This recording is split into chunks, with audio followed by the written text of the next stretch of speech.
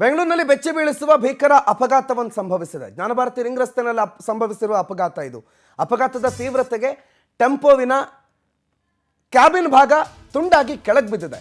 ಫ್ಲೈಓವರ್ನಿಂದ ಕೆಳಗೆ ಬಿದ್ದಿದೆ. ಕ್ಯಾಬಿನ್ ಉಳಿದಂಥ ಕ್ಯಾರಿಯರ್ ಭಾಗ ರಸ್ತೆ ಮೇಲೆ ಉಳ್ಕೊಂಡಿದೆ. ಆ ಟೆಂಪೋ ಒಳಗಡೆ 3 ಜನ ಪ್ರಯಾಣ ಮಾಡ್ತಿದ್ರು. 3 ಜನ ಸಣ್ಣ ಪುಟ್ಟ ಗಾಯಗಳಿಂದ ಪ್ರಾಣಾಪಾಯದಿಂದ ಪಾರಾಗಿದ್ದಾರೆ. ಬಟ್ ಅವರನ್ನು ಆಸ್ಪತ್ರೆಗೆ ದಾಖಲು ಮಾಡಿ ಚಿಕಿತ್ಸೆಯನ್ನು ಕೊಡಿಸೋ ಕೆಲಸ ನಡೀತಾ ಇದೆ. ಬಟ್ ಅಪಘಾತದ ತೀವ್ರತೆ ಎಷ್ಟಿದೆ ಅಂತಂದರೆ, ಲಾರಿ ಆ ಟೆಂಪೋ ಏನಿದೆ ಅದು 2 ತುಂಡಾಗಿದೆ. ಕ್ಯಾಬಿನ್ ಒಂದು ಕಡೆ, ಕ್ಯಾರಿಯರ್ ಒಂದು ಕಡೆ ಆಗಿ ಬಿದ್ದಿದೆ. ಆ ವಾಹನದಲ್ಲಿದ್ದ 3 ಜನರನ್ನು ಸ್ಥಳೀಯರ ಸಹಕಾರದಿಂದ ಆಸ್ಪತ್ರೆಗೆ ದಾಖಲು ಮಾಡಲಾಗಿದೆ.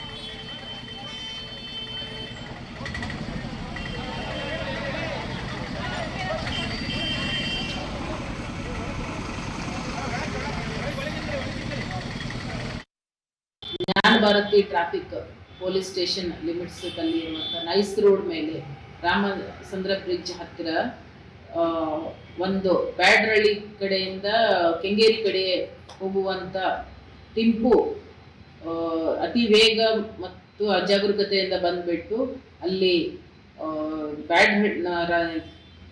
ರಾಮಚಂದ್ರ ಬ್ರಿಡ್ಜಿಗೆ ಡಿಕ್ಕಿ ಹೊಡೆದು ಅದರದ್ದು ಮುಂದಿನ ಫ್ರಂಟ್ ಬಾಡಿ ಅಂದ್ರೆ ಈ ಚೆಸ್ಸಿ ಅಂತ ಹೇಳ್ತೀವಲ್ಲ, ಅದು ಕೆಳಗಡೆ ಬಿದ್ದು ಬಾಡಿ ಮೇಲೆ ಇದೆ.